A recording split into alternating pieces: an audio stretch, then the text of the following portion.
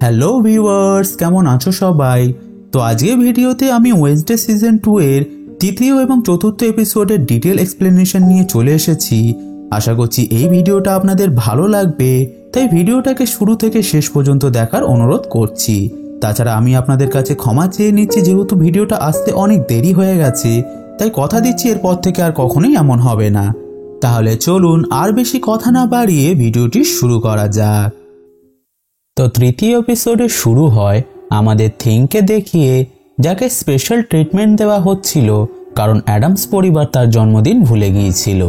তাই মর্টিসিয়া জানায় এর জন্য কোনো ক্ষমা হয় না, কিন্তু সে তার সন্তান ও গালার বিষয়টাকে নিয়ে এতটাই ব্যস্ত হয়ে পড়েছিল যে তার আর এই কথাটা মাথায় ছিল না।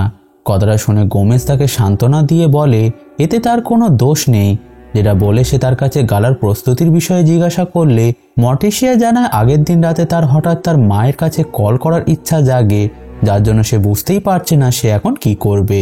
তাছাড়া এখানে আমরা মর্টিসিয়ার কথার মাধ্যমে জানতে পারি তার মায়ের সঙ্গে তার সম্পর্কটা অনেকটাই খারাপ ছিল তার বোন ওফেলিয়ার জন্য। তাই কথাগুলো শুনে গোমেজ মর্টিসিয়ার মন ভালো করতে মিউজিক প্লে করে তার সঙ্গে ডান্স করতে শুরু করে।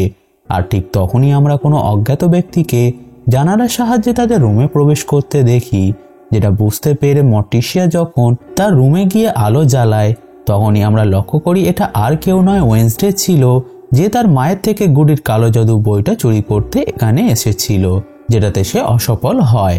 তাই সে তার মাকে আসল সত্যিটা জানায় যে বেশ কয়েকদিন আগে সে তার একটা ভিশনের মধ্যে জানতে পারে ইনেট মারা যাবে, যার জন্য দায়ী সেই হবে। কথাটা শুনে মর্টিসিয়া জিজ্ঞাসা করে তুমি কি দেখেছিলে? উত্তরে ওয়েডনেসডে জানায় সে একটা ভয়ঙ্কর কবরস্থানকে দেখেছে, যেখানে ইনেটের হেডস্টোনের উপরে একটা রেভেন বার্ড বসেছিল, যেটা সেই একচোখো রেভেন বার্ড যে গ্যালপিন ও তার সঙ্গীকে শেষ করেছে। তাই বিষয়টা মোটেও কাকতালীয় নয়, এর পিছনে নিশ্চিত কারোর হাত আছে। যেটাতে মর্টিসিয়া বলে তুমি কি কোনো এভিয়ানের কথা বলতে চাইছো? উত্তরে ওয়েডনেসডে বলে তুমি ঠিকই বলেছ, যেটা বলে সে জানায় তার ইনেটের কাছে পৌঁছানোর আগে আমি নিজেই তার কাছে পৌঁছে তাকে শেষ করে দিতে চাই, যাতে সে ইনেটের কোনো ক্ষতি করতে না পারে। আর এটা বলে সে তার মাকে বইটা ফিরিয়ে দেওয়ার জন্য অনুরোধ করে, কিন্তু মর্টিসিয়া বইটা দিতে রাজি হয় না, যে জানায় অনেক সময় ভিশনে দেখা বিষয় পাল্টে যেতে পারে অথবা তার অন্য কোনো মানে হতে পারে। যেটা শুনে ওয়েডনেসডে জানায় তার শক্তির উপর তার সম্পূর্ণ আয়ত্ত আছে, তাই তার দেখা ভিশন কখনোই মিথ্যা হবে না। কিন্তু তারপরেও মর্টিসিয়া তার বইটা তাকে ফিরিয়ে দিতে রাজি হয় না, যে জানায় তার বোন অফেলিয়াও ঠিক একই ভুল করেছিল, তাই সে তার মেয়েকে জেনে বুঝে মৃত্যুর বুকে ঠেলে দিতে পারবে না। কথাটা শুনে ওয়েডনেসডে বুঝে যায় তার মা তাকে সহজে বইটা ফিরিয়ে দেবে না, তাই সে তার মাকে বলে সে যে কোনো উপায়েই বইটা তার থেকে নিয়ে ছাড়বে। আর এটা বলে সে সেখান থেকে চলে যায়। এরপর পরের দিন সকালে ওয়েডনেসডে যখন তার রুমে বসে সূত্র খোঁজার চেষ্টা করছিল যে গ্যালপিনের হত্যাকারীটা কে, তখনই সেখানে ইনেট চলে আসে, যে জানায় আজ তারা স্কুল থেকে ক্যাম্পিংয়ে যাচ্ছে। তাই সে ওয়েডনেসডেকেও তাদের সঙ্গে ক্যাম্পিংয়ে যাবার কথা বললে ওয়েডনেসডে মানা করে দেয়, কারণ তার কাছে হত্যাকারীকে খুঁজে বার করাটা ক্যাম্পিংয়ের থেকেও বেশি মনোরঞ্জক ছিল। এখন ইনেট সেখান থেকে চলে গেলে ওয়েডনেসডে থিংকে জানায় গ্যালপিনের চোখের সাহায্যে সে হত্যাকারীকে খুঁজতে পারছে না, তাই তাকে যত দ্রুত সম্ভব গুডির বইটাকে উদ্ধার করতেই হবে। যেটা বলে সে শেষ করেই ছিল, তখনই তার সামনে অ্যাগনেস চলে আসে, যে বেশ কিছু সময় ধরে সেখানেই অদৃশ্য হয়ে দাঁড়িয়েছিল। এখন অ্যাগনেস তাকে তার তদন্তে সাহায্য করার কথা বললে ওয়েডনেসডে আবারও তাকে মানা করে দেয়, যেটাতে অ্যাগনেস তাকে বলে সে যত তাকে দূরে সরিয়ে দেবে সে ততই তাকে মানানোর চেষ্টা করবে। অন্যদিকে একই সময় আমাদের পাক্সলি ও ইউজিনকে দেখানো হয়, যেখানে পাক্সলি জানায় স্লার্প নিজে নিজে বি হাউসে ফিরে এসেছে, আর শুধু এটাই নয় তার মস্তিষ্কও নতুন করে তৈরি হতে শুরু করেছে। যেটা দেখে ইউজিন বলে তারা স্লার্পকে এখানে এইভাবে রেখে ক্যাম্পিংয়ে যেতে পারবে না, তাই তাদের কাউকে বিষয়টা জানাতে হবে। কিন্তু পাক্সলি ইউজিনের কথায় রাজি হয় না, যে জানায় বিষয়টা জানাজানি হয়ে গেলে তারা স্লার্পকে নিয়ে গিয়ে তাকে মেরে ফেলবে। কথাটা শুনে ইউজিন বলে সে তো আগে থেকেই মৃত, তাই তারা তাকে এখানে একা রেখে ক্যাম্পিংয়ে যেতে পারবে না। যেটাতে পাক্সলি জানায় সে বিষয়টার জন্য কিছু ভেবে রেখেছে। এখন তাদের কথার মধ্যে স্লার্প ইউজিনের ওপর আক্রমণ করতে গেলে পাক্সলি তাকে ইলেকট্রিক শক দিয়ে দূরে সরিয়ে দেয়, যেটাতে ইউজিন প্রচণ্ড ভয় পেয়ে গিয়ে সেখান থেকে চলে যায়। দৃশ্য পরিবর্তন হয়ে আমাদের ওয়েডনেসডেকে দেখানো হয়, যে অফিসার গ্যালপিনের ফিউনারালে এসেছিল, যেখানে তার সাথে সাথে নতুন অফিসার স্যান্টিয়াগো এবং ডক্টর ফেয়ারবার্নও উপস্থিত ছিল। তাই অফিসার তাকে এখানে আসার কারণ জিজ্ঞাসা করলে ওয়েনসডে জানায় তার ফিউনারালে আসতে ভালো লাগে, তাছাড়া সে এখানে তদন্তের জন্য এসেছে। যেটা শুনে অফিসার জানায় সে ডক্টর ফেয়ারবার্নের থেকে জানতে পেরেছে সে টাইলারের সঙ্গে দেখা করতে উইলো হিলে গিয়েছিল। তাই সে জানায় টাইলার তাকে কোনো সাহায্যই করবে না, বরং সে তার ক্ষতি করার চেষ্টা করতে পারে। তাই অফিসার তাকে টাইলারের থেকে দূরে থাকার উপদেশ দিয়ে সেখান থেকে চলে যায়। এখন অফিসার সেখান থেকে চলে গেলে ওয়েনসডে ডক্টর ফেয়ারবার্নকে জিজ্ঞাসা করে যে গ্যালপিন কি কখনো টাইলারের সঙ্গে দেখা করতে গিয়েছিল। উত্তরে ডক্টর জানায় হ্যাঁ, একবার এসেছিল, কিন্তু তাকে দেখে টাইলার সাথে সাথেই ভাইরে পরিণত হয়ে যায়, যাকে 5 মিনিট ধরে ইলেকট্রিক শক দেওয়া হয় তার আসল রূপে ফিরিয়ে আনার জন্য, যেটা এর আগে কখনোই ঘটেনি। কথাটা শুনে ওয়েনসডে জানায় তার ধারণা হত্যাকারী আসলে একটা অ্যাভিয়ান, যেটাতে ডক্টর জানায় উইলো হিলে কোনো রোগী অ্যাভিয়ান নয়। যেটা শুনে ওয়েনসডে সেখান থেকে চলে যায়। আর আমরা লক্ষ্য করি সেই একচোখো রেভেনবার্ডটা এখনো ওয়েনসডের উপর নজর রেখে দিয়েছে। ঠিক তখনই আমাদের বিয়াঙ্কাকে দেখানো হয় যে একটা হোটেলে গিয়ে রিসেপশনিস্টের উপর তার সাইরেন সং ব্যবহার করে তার থেকে রুম নাম্বার 302-এর চাবি নিয়ে তাকে তার এখানে আসার কথা ভুলিয়ে দেয়। যেটার পর সে রুমে প্রবেশ করলে আমরা জানতে পারি রুমটার মধ্যে আসলে বিয়াঙ্কার মা লুকিয়ে আছে, কারণ আজ সকালে পুলিশ তাদের মর্নিং সং কম্পাউন্ডে রেড করে দিয়েছে, যেখানে সে তার দ্বিতীয় স্বামী গিডিয়ানের সঙ্গে মিলে মানুষের টাকা লুট করত। কিন্তু বিয়াঙ্কা তার মাকে সান্ত্বনা দিয়ে বলে তার এখানে কোনো দোষ নেই, কারণ গিডিয়ানই তাকে ব্যবহার করে কাজটা করেছে।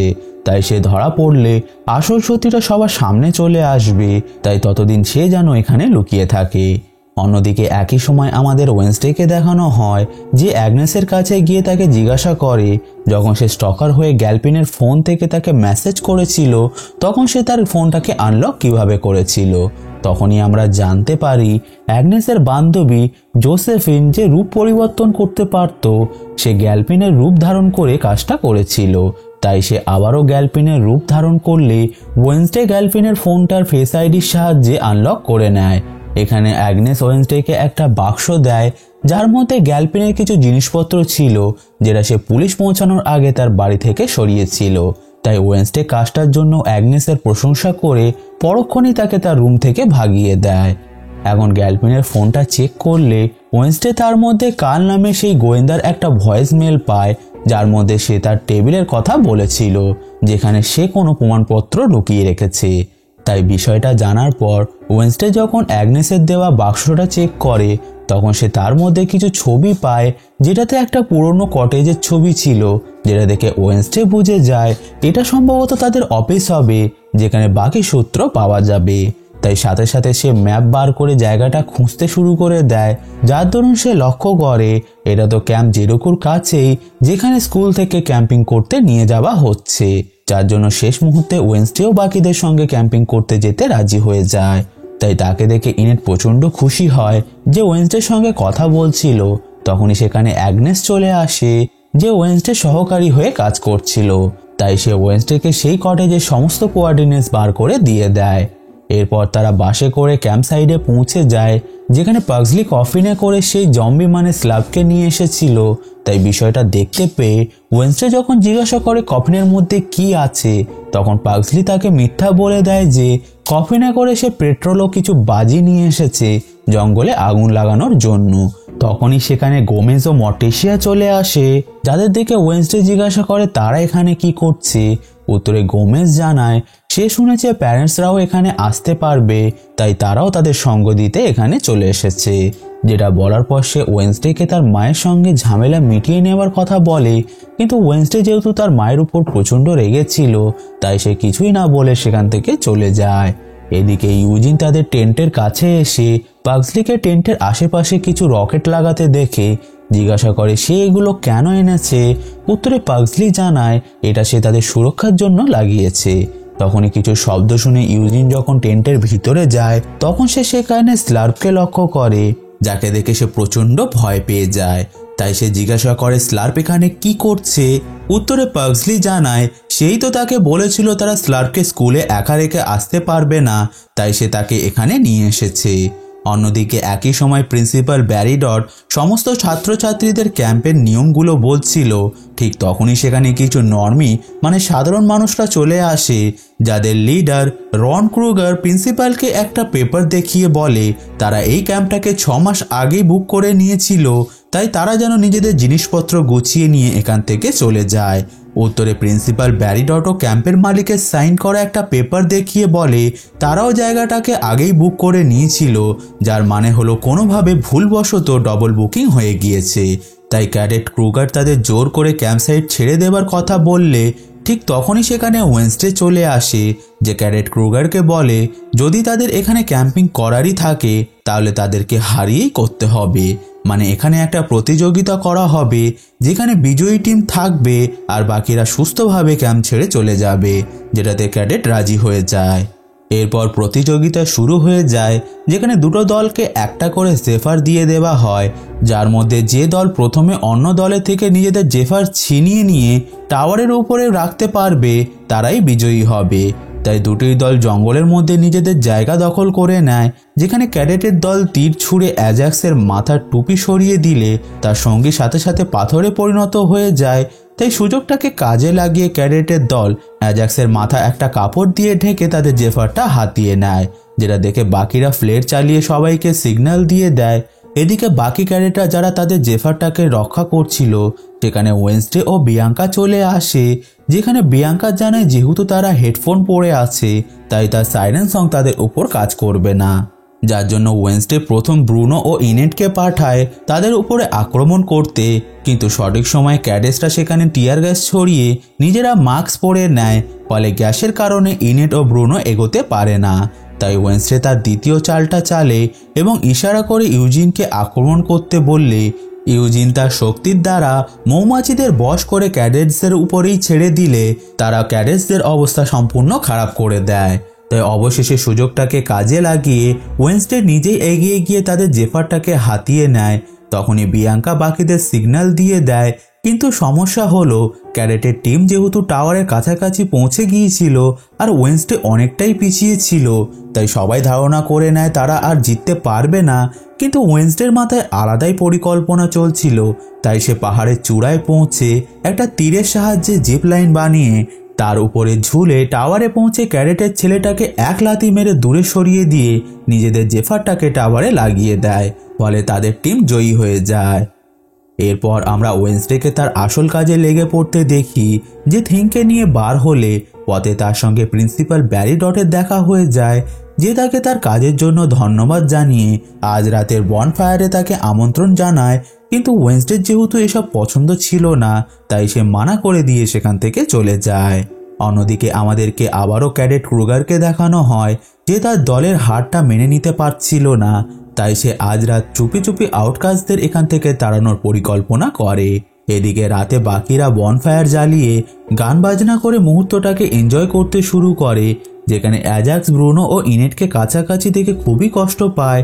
ঠিক তখনই আমাদের ওয়েন্সডেকে দেখানো হয়, যে অবশেষে গভীর জঙ্গলে উপস্থিত গ্যালপিনের কটেজে পৌঁছে গিয়েছিল। তাই কটেজের ভিতরে গিয়ে কিছুক্ষণ তল্লাশি করার পর সে একটা আয়নার পিছনে কিছু নিউজ পেপারের কাটিংকে লক্ষ্য করে, যার মধ্যে সেই সমস্ত আউটকাস্টদের শ্রদ্ধাঞ্জলি দেওয়া হয়েছিল যারা উইলো হিল অ্যাসাইলামের মধ্যে মারা গিয়েছিল। আর এগুলোর সঙ্গে একটা নাম যুক্ত ছিল, যেটা হলো লুইস। তাই ওয়েন্সডে ধারণা করে এই লুইস নামেই ব্যক্তিটা হয়তো আউটকাস্টদের এক এক করে শেষ করেছে, যার জন্য সে একটা নিউজ পেপার কাটিংকে স্পর্শ করে ভিশন দেখার চেষ্টা করে, কিন্তু তার ক্ষমতা ফিরে না আসায় সে কিছুই দেখতে পায় না। তাই সে গুডির বইটা ফিরে পাওয়ার জন্য এবার আঙুল বাঁকানোর পরিকল্পনা করে নেয়। ঠিক তখনই আমরা বাইরে সেই এক চোখো রেভেনবার্ডটাকে দেখতে পাই, যে ওয়েন্সডের প্রতিটা পদক্ষেপের উপর নজর রেখে দিয়েছিল। দৃশ্য পরিবর্তন হয়ে আমাদের ইনেট ও ব্রুনোকে দেখানো হয়, যারা জঙ্গলে হাঁটতে বার হলে সেখানে অ্যাজাক্স চলে আসে, যে ইনেটের সঙ্গে কথা বলে তাদের ব্রেকআপটা কনফার্ম করে নেয়। এদিকে প্রতিশোধ নিতে ক্যাডেটের দল চুপি চুপি ক্যাম্পের কাছে চলে এসেছিল, যাদের মধ্যে ক্যাপ্টেন ক্রুগার সব জায়গা ছেড়ে প্রথমে ইউজিনদের টেন্টের মধ্যেই চলে যায়, যেখানে সেই জম্বিটা তার উপর আক্রমণ করে তার মাথার মজক খেয়ে নিয়ে তাকে সেখানেই শেষ করে দেয়। ফলে এই ভয়ঙ্কর দৃশ্যটা দেখে বাকি দল প্রচণ্ড ভয় পেয়ে সেখান থেকে পালিয়ে যায়। আর এর মধ্যে পাগজির লাগানো রকেটগুলো ট্রিগার হয়ে গেলে বিষয়টা দেখে সেও ইউজিন বিপদটা আঁচ করে সাথে সাথে তাদের ট্রেনটে চলে আসে, যেখানে পৌঁছে তারা লক্ষ্য করে স্ল্যাব ট্রেন থেকে পালিয়েছে, যেখানে ক্যাপ্টেন ক্রুগারের মৃতদেহ পড়ে আছে। তখনই সেখানে অ্যাগনেসও চলে আসে, যে ওয়েন্সডের কথায় অদৃশ্য হয়ে পাগজির উপর নজর রেখে দিয়েছিল। তাই তারা তিনজন মিলে স্ল্যাবকে খুঁজতে বেরিয়ে পড়ে। অন্যদিকে আমাদের ওয়েন্সডেকে দেখানো হয় যে তার মা মর্টিসিয়ার কাছে গিয়ে তাকে শেষবারের মতো বইটা ফিরিয়ে দিতে বলে, কিন্তু মর্টিসিয়া রাজি না হলে ওয়েন্সডে তাকে ডুয়ালো আর সিয়াগাসের চ্যালেঞ্জ করে, যেটা অ্যাডামস পরিবারের একটা প্রথা ছিল চোখ বন্ধ করে তলোয়ারবাজি করার। তাই কথাটা শুনে মর্টিসিয়া বলে, আমি জানি তোমায় এসব তোমার নানি শেখাচ্ছে, কারণ সে আমার ও ওফিলিয়ার মধ্যেও ঝামেলা পাকিয়ে দিত। কিন্তু ওয়েন্সডে জানায় তার নানির এখানে কোনো অংশ নেই, তাই সে যদি বিজয়ী হয় তাহলে তাকে গুডির বইটা ফিরিয়ে দিতে হবে।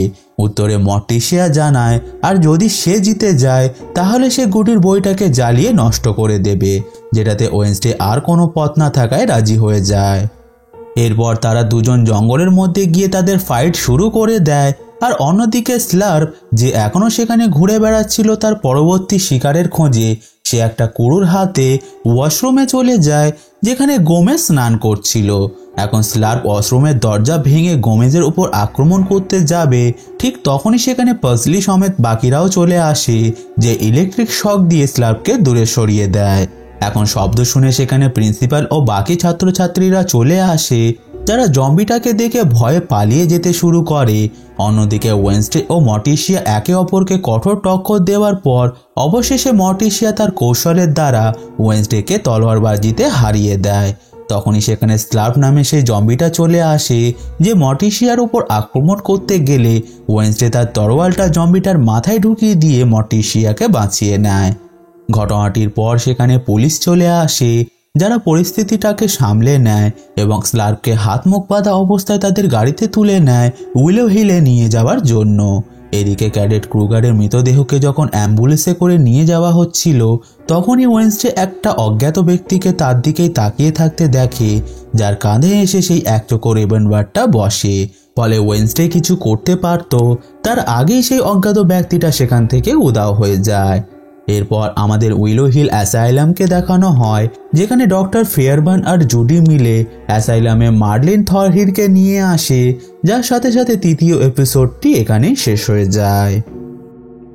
চতুর্থ এপিসোডের শুরুতে আমাদের আবারও উইলো হিল অ্যাসাইলামকে দেখানো হয়, যার দরুন আমরা একটা সিকিউরিটিকে থরহিলকে ধরে ডক্টর ফেয়ারবার্নের অফিসে নিয়ে যেতে দেখি, যেখানে ডক্টর ফেয়ারবার্ন তার কাছে টাইলারকে সুস্থ করার জন্য সাহায্য চায়।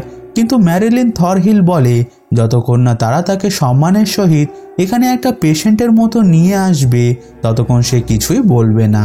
কথাটা শুনে ডক্টর ফেয়ারবার্ন রেগে গিয়ে তাকে ধমক দিয়ে বলে যদি সে কাজটা না করে তাহলে সে তাকে আবারও জেলের মধ্যে বন্দি করে আরও কঠিন শাস্তি দেওয়ার আবেদন করবে।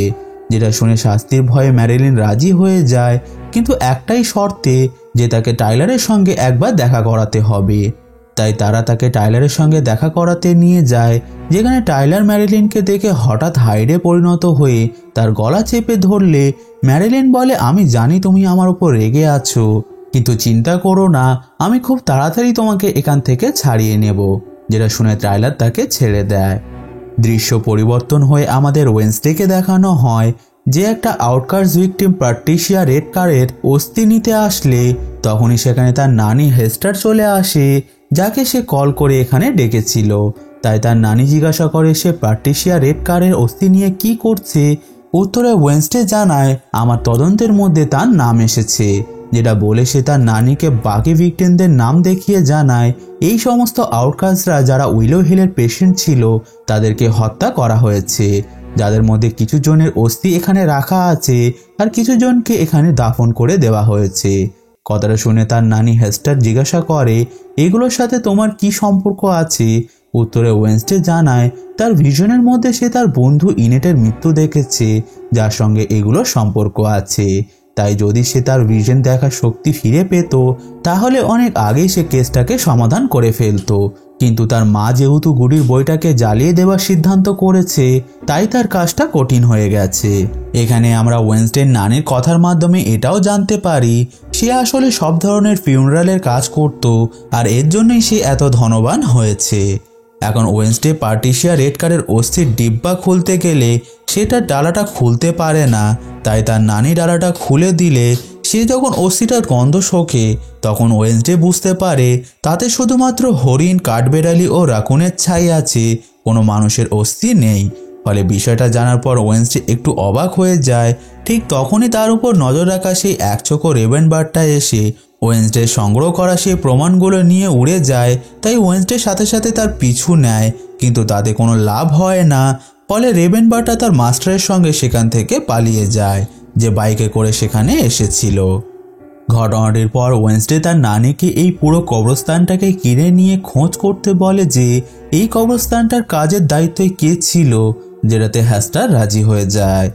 এরপর আমরা ওয়েনসডেকে স্কুলের মধ্যে দেখি যে তার রুমে গেলে অ্যাগনেস তাকে পাবলিশারে পাঠানো চিঠি দেয়, যেটা পড়ে সে জানতে পারে পাবলিশার আবারও তার নোবেলটাকে রিজেক্ট করে দিয়েছে। কিন্তু এখন ওয়েনসডের মাথায় যেহেতু কেসটাকে নিয়েই বেশি চিন্তা ছিল, তাই সে বিষয়টাকে বেশি আমল না দিয়ে অ্যাগনেসকে জানায় বাকি সমস্ত প্রশ্নের উত্তর তারা উইলো হিল অ্যাসাইলামের মধ্যেই পাবে, তাই কাউকে সেখানে গিয়ে খোঁজ করতে হবে। যেটা বলে সে স্কুলের ল্যাগো টাওয়ারে চলে যায়, যেখানে আগে থেকে আঙ্কেল ফেস্টার তার জন্য অপেক্ষা করছিল। তাই ওয়েনসডে তাকে পুরো কাজটা বুঝিয়ে দিয়ে বলে তাকে অ্যাসাইলামে গিয়ে লুইসের বিষয়ে খোঁজ করতে হবে, যে সে সেখানকার কোনো পেশেন্ট না ডক্টর, যেটাতে আঙ্কেল ফেস্টার রাজি হয়ে যায় এবং জানায় এর আগেও সে একবার মটিশিয়ার কথায় উইলো হিল গিয়েছিল ওফেলিয়ার খোঁজে, কিন্তু তার সেখানে পৌঁছানোর আগেই ওফেলিয়া অ্যাসাইলাম থেকে পালিয়ে যায়। কথাটা শুনে ওয়েনসডে অবাক হয়ে যায়। ঠিক তখনই আঙ্কেল ফেস্টার তার ইলেকট্রিক শক দিয়ে অ্যাগনেসকে ধরে ফেলে, যে সেখানে অদৃশ্য হয়ে তাদের কথাগুলো শুনছিল। তাই আঙ্কেল ফেস্টার জিজ্ঞাসা করে সে তার সঙ্গে আছে কি না। উত্তরে ওয়েনসডে অ্যাগনেসের পরিচয় দিয়ে জানায় সে তার সঙ্গে অ্যাসিস্ট্যান্ট হিসাবে কাজ করছে। তাই অ্যাগনেস আঙ্কেল ফেস্টারকে উইলো হিলের ব্লুপ্রিন্ট দিলে ওয়েনসডে তাকে আবারও তার কাজটা বুঝিয়ে সাবধান করে যে কোনো মতেই ডক্টর ফেয়ারম্যান যেন জানতে না পারে সে তার আঙ্কেল। এরপর আমরা আঙ্কেল ফেস্টারকে অ্যাপেল হ্যালো নামে একটা হোটেলে গিয়ে এক রাতের জন্য রুম বুক করতে দেখি, যেখানে আমরা শুরুতে বিয়াঙ্কার মাকে লুকিয়ে থাকতে দেখেছিলাম। এখন রুমে গিয়ে আঙ্কেল ফেস্টার ভাঙচুর করতে শুরু করে দেয়, যার জন্য হোটেলের রিসেপশনিস্ট লোকাল থানায় অভিযোগ করলে অফিসার স্যান্টিয়াগো তার টিম নিয়ে সেখানে চলে আসে, যারা আঙ্কেল ফেস্টারকে অ্যারেস্ট করে নেয় যে বাথটাবে বসে গান গাইছিল। ঠিক তখনই অন্য একটা অফিসার রুম নাম্বার 302-এ ঢুকে পড়লে সে সেখানে বিয়াঙ্কার মাকেও পেয়ে যায়, যার সেখানে থাকার কথাই ছিল না। এখন থানায় পৌঁছে অফিসার স্যান্টিয়াগো আঙ্কেল ফেস্টারকে জানায় তার থেকে তারা 18টা পাসপোর্ট, 33টা ড্রাইভিং লাইসেন্স পেয়েছে, তাই এই বিষয়ে সে কি বলতে চায়। উত্তরে আঙ্কেল ফেস্টার জানায় তার ঘুরতে খুব ভালো লাগে, যার জন্য তার কাছে এগুলো আছে। তখনই সেখানে একটা অফিসার এসে স্যান্টিয়াগোকে জানায় গত বছর সে একটা ব্যাংক ডাকাতি করে সেখান থেকে পালিয়েছিল, তাই তাকে পুলিশ খুঁজে বেড়াচ্ছে। সঙ্গে সে বিয়াঙ্কার মাকে দেখিয়ে জানায় তাকে হোটেলে 302 নাম্বার রুমে পাওয়া গিয়েছে, কিন্তু তার হোটেলে চেক ইন করার কোনো রেকর্ডস নেই। শুধু এটাই নয়, তার কাছে কোনো আইডিও পাওয়া যায়নি। তখনই আঙ্কেল ফেস্টার টেবিলে থাকা ক্যাকটাস খেতে শুরু করে দেয়, যেটা দেখে অফিসার তাকে উইলো হিল পাঠানোর সিদ্ধান্ত করে। দৃশ্য পরিবর্তন হয়ে আমাদের ওয়েনসডেকে দেখানো হয় যে তার মা মটিশিয়ার কাছে গিয়ে জিজ্ঞাসা করে তার আন্টি অফেলিয়াকে উইলো হিলে কেন পাঠানো হয়েছিল। উত্তরে প্রথমে তো মটিশিয়া কিছুই বলতে চায় না, কিন্তু ওয়েনসডের অনেক জোর করাতে অবশেষে মটিশিয়া জানায় যখন অফেলিয়া ক্লাস 10-এ পড়তো তখন হঠাৎ একদিন সে ক্লাসরুম থেকে চিৎকার করতে করতে বাইরে বেরিয়ে আসে, যার চোখ দিয়ে তোমার মতোই কালো তরল বার হচ্ছিল, কারণ সে তার শক্তির ব্যবহারের পরিমাণ অনেক বেশি করে ফেলেছিল, আর এর জন্যই তাকে উইলো হিল পাঠানো হয়।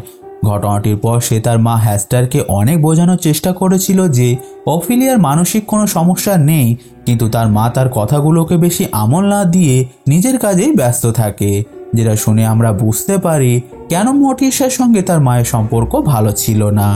এখন তাদের দুজনের কথার মাঝেই সেখানে হ্যাস্টার চলে আসে, যে কবরস্থানের কাগজপত্র ওয়েনসডের হাতে তুলে দিয়ে বলে সেই সময় কবরস্থানটা দেখাশোনা আগাস্তাস করছিল, তাছাড়া সবার ডেথ সার্টিফিকেটেও তারই সিগনেচার ছিল।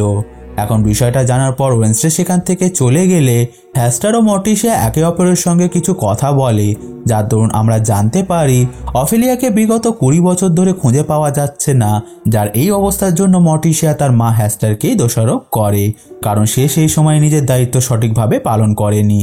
কিন্তু হ্যাস্টার তার কথাগুলোকে বেশি গুরুত্ব না দিয়ে জানায় সে গালার জন্য ডোনেশন দিতে রাজি আছে, কিন্তু তার একটাই শর্ত আছে, যেটা হলো পরিবর্তে তাকে গুডির বইটাকে ওয়েন্সডেকে ফিরিয়ে দিতে হবে। কথাটা শুনে মর্টিসিয়া প্রচণ্ড রেগে যায়, যে বলে আমি পরিবারকে নিয়ে ব্যবসা করি না, আর এটা বলে সে গুডির বইটাকে আগুনের মধ্যে দিয়ে দেয়, যেটা দেখে তার মা আর কিছুই বলে না এবং সেখান থেকে চলে যায়। অন্যদিকে একই সময় বিয়াঙ্কার কাছে তার মায়ের মেসেজ আসে, যে তাকে বিপদের কথাটা জানায়, কিন্তু প্রিন্সিপাল ব্যারিটটের আদেশে সে যেহেতু বাকিদের সঙ্গে গালার আমন্ত্রণপত্র ঠিক করছিল, তাই সে প্রফেসর অর্লফের চোখ ফাঁকি দিয়ে সেখান থেকে বার হতে পারছিল না। ফলে বিষয়টা বুঝতে পেরে অ্যাজাক্স যখন জিজ্ঞাসা করে তার কি হয়েছে, উত্তরে প্রথমে তো প্রিয়াঙ্কা কিছুই বলতে চায় না, কিন্তু অ্যাজাক্সের জোর করাতে সে অবশেষে তার মায়ের বিপদের কথা তাকে জানালে অ্যাজাক্স চালাকি করে তার শক্তির দ্বারা প্রফেসর অর্লফকে কিছু সময়ের জন্য পাথরে পরিণত করে দেয়। এদিকে উইলো হিল অ্যাসাইলামের মধ্যে আমরা আঙ্কেল ফেস্টারকে দেখতে পাই, যে লুইসকে খোঁজার কাজে লেগে গিয়েছিল। দৃশ্য পরিবর্তন হয়ে আমাদের নেভারমোরকে দেখানো হয়, যেখানে ওয়েন্সডে অ্যাগনেসের থেকে জানতে পারে আগাস্টা স্টোনহার্স আসলে উইলো হিলের সাধারণ ডক্টরদের হেড ছিল, যে আগে নেভারমোরে সায়েন্স পড়াতো। কথাটা শুনে ওয়েন্সডে জিজ্ঞাসা করে এখন সে কোথায় আছে। উত্তরে অ্যাগনেস জানায় এখন সে নিজেই উইলো হিলের একটা পেশেন্ট হয়ে সেখানে আছে, কারণ একটা সময়ের পর সে নিজের মানসিক ভারসাম্য হারিয়ে ফেলেছিল, তাই সম্ভবত ডেথ সার্টিফিকেটগুলোতে থাকা সিগনেচারগুলো ভুয়ো।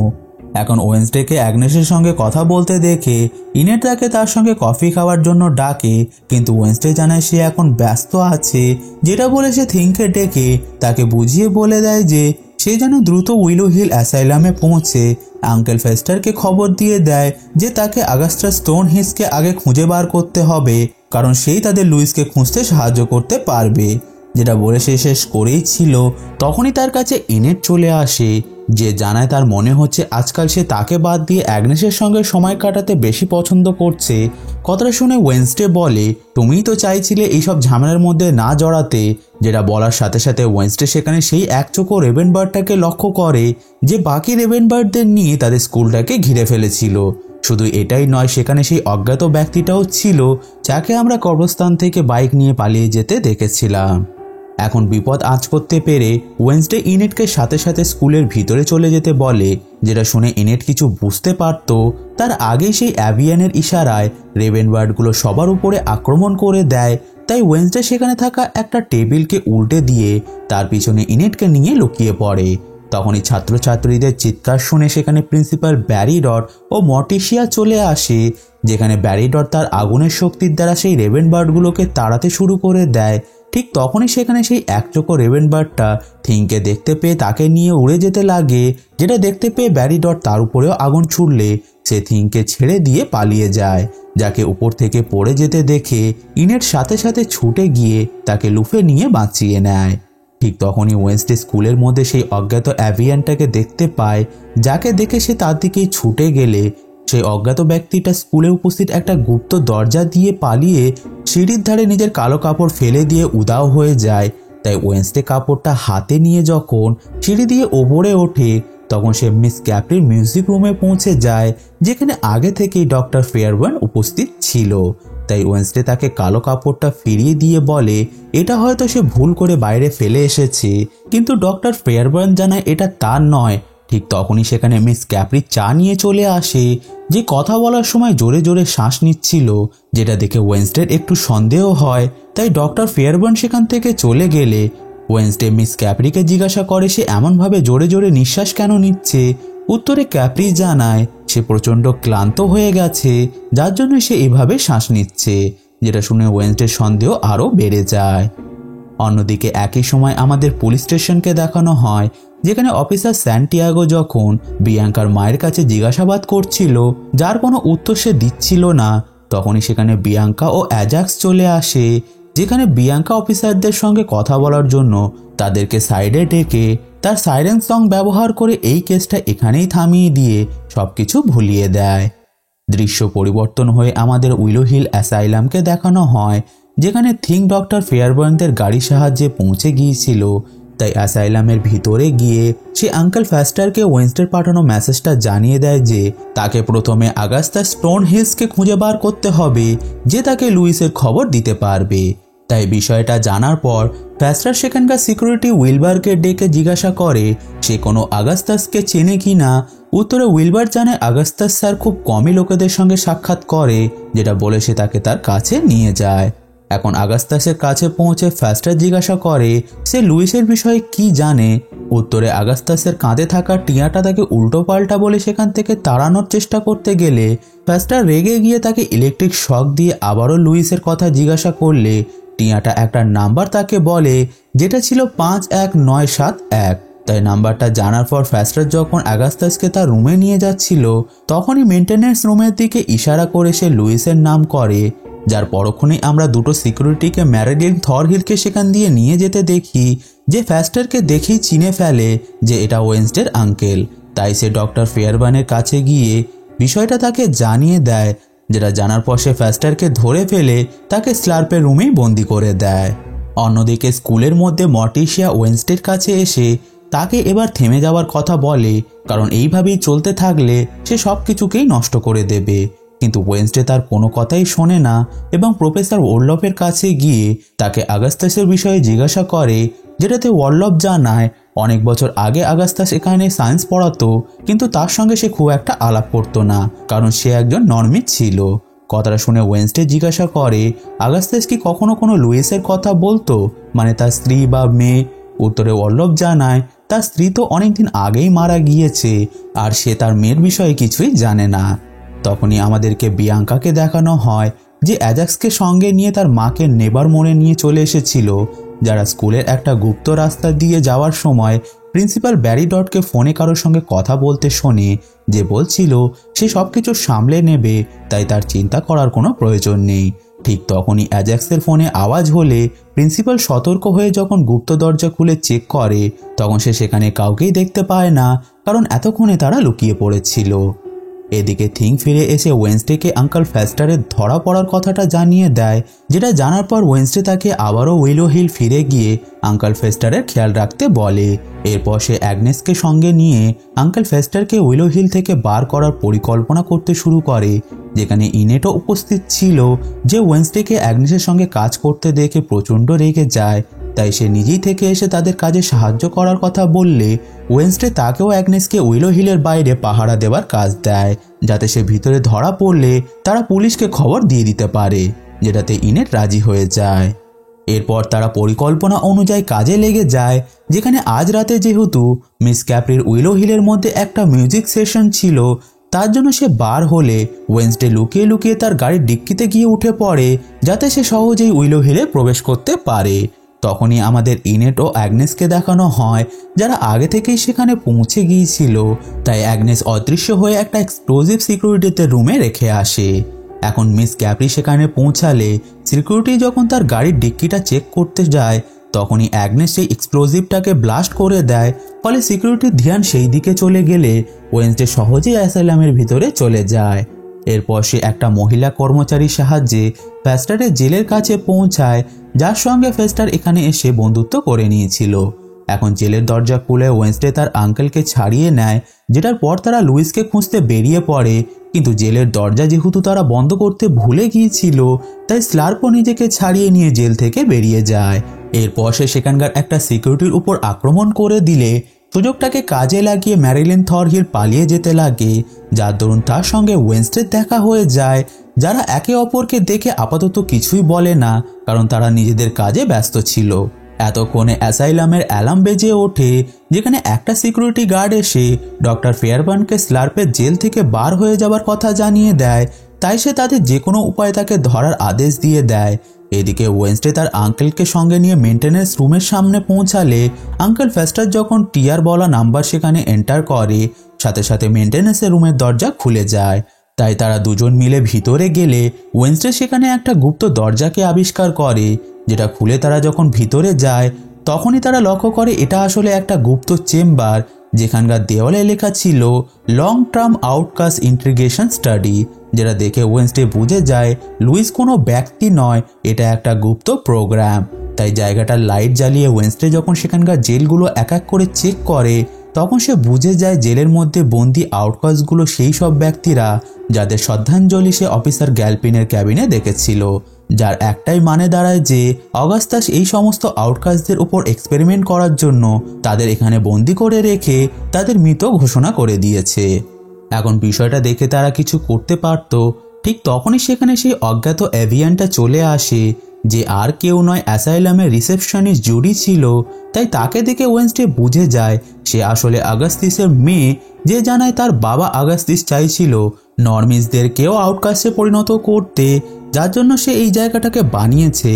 আর সে তার কাজে সফলও হয়ে গেছে, যার জীবন্ত প্রমাণ সে নিজেই, কারণ তার বাবা তাকে নর্মি থেকে অ্যাভিয়ানে পরিণত করে দিয়েছে, যে সমস্ত পাখিদের কন্ট্রোল করতে পারে। এখন তাদের কথার মতেই আঙ্কেল ফেস্টার তার ইলেকট্রিক শক দিয়ে অ্যাসাইলামের মধ্যে শর্ট সার্কিট করে দেয়। পরে সাথে সাথে সমস্ত জেলের দরজা খুলে যায় আর সব আউটকাস্টরা বার হয়ে জুডির ওপরে আক্রমণ করে দেয়। তখনই ওয়েনসডে সেখানে একটা আউটকাস্টকে দাঁড়িয়ে থাকতে দেখে সে তাকে নিয়ে বার হয়ে যায়। আর অন্যদিকে ম্যারিলিন এই সুযোগটাকে কাজে লাগিয়ে মৃত সিকিউরিটির থেকে চাবি নিয়ে নিজের হাতের বাঁধন খুলে সোজা টাইলারের কাছে চলে যায়। তারপর সে তাকেও তার বাঁধন থেকে মুক্ত করে দেয়।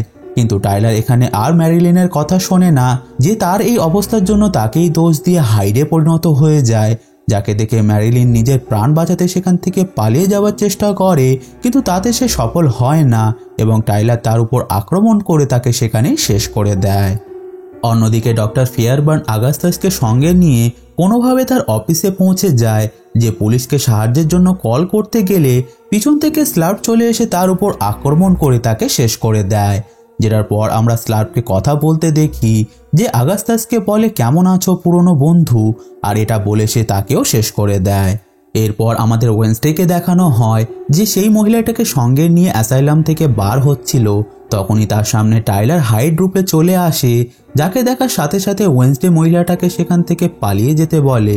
আর ঠিক তখনই টাইলার তাকে দেখতে পেয়ে দ্রুত তার কাছে চলে আসে এবং তার উপর আক্রমণ করে তাকে অ্যাসাইলামের জানালা দিয়ে ছুঁড়ে ফেলে দেয়। এতক্ষণে সেখানে পুলিশের টিমও চলে এসেছিল, যারা টাইলারকে দেখতে পেয়ে অনবরত গুলি করতে শুরু করে, কিন্তু তাতে টাইলারের কিছুই হয় না, যে এক দুজন অফিসারকে আহত করে জঙ্গলের দিকে পালিয়ে যায়। এরপর আমরা থিংকে ওয়েনসডের কাছে চলে আসতে দেখি, যার অবস্থা খুবই খারাপ হয়ে গিয়েছিল। ঠিক তখনই আমাদের ওয়েনসডের মনের কথা শোনানো হয়, যে বলছিল আমি সব সময় চাইতাম যখন মৃত্যু আমার সামনে থাকবে তখন আমি যেন মৃত্যুর দিকে চোখে চোখ মিলিয়ে দাঁড়িয়ে থাকতে পারি, কিন্তু এখন আমি শুধু আমার মায়ের বলা শেষ কথাটাই শুনতে পাচ্ছি, যার মানে আমি সত্যি হয়তো সবকিছু লন্ডভন্ড করে দিয়েছি। আর এটা বলার সাথে সাথে শেষ এপিসোড মানে চতুর্থ এপিসোডটাও এখানেই শেষ হয়ে যায়। তো বন্ধুরা, এটাই ছিল ওয়েডনেসডে সিজন 2 এর বাকি দুটো এপিসোডের এক্সপ্লেনেশন। আশা করছি এই ভিডিওটা আপনাদের ভালো লেগেছে। যদি ভিডিওটা আপনাদের ভালো লেগে থাকে ভিডিওটাকে লাইক করুন, বেশি বেশি করে শেয়ার করে বন্ধুদেরকেও ভিডিওটা দেখার সুযোগ করে দিন। সঙ্গে ভিডিওটাকে নিয়ে আপনাদের কোনো প্রশ্ন বা মতামত থাকলে কমেন্ট করে অবশ্যই জানাতে ভুলবেন না। আমি যত দ্রুত সম্ভব আপনাদের প্রশ্নের উত্তর দেওয়ার চেষ্টা করব। এছাড়া বাকি 4টে এপিসোড খুব দ্রুতই আসতে চলেছে, যেটা আসলে আমি যত দ্রুত সম্ভব এক্সপ্লেন করার চেষ্টা করব। তাই আজকের ভিডিওতে এই পর্যন্তই। আমি আবারও আসবো এমনই কিছু এক্সপ্লেনেশন নিয়ে। Till then keep watching.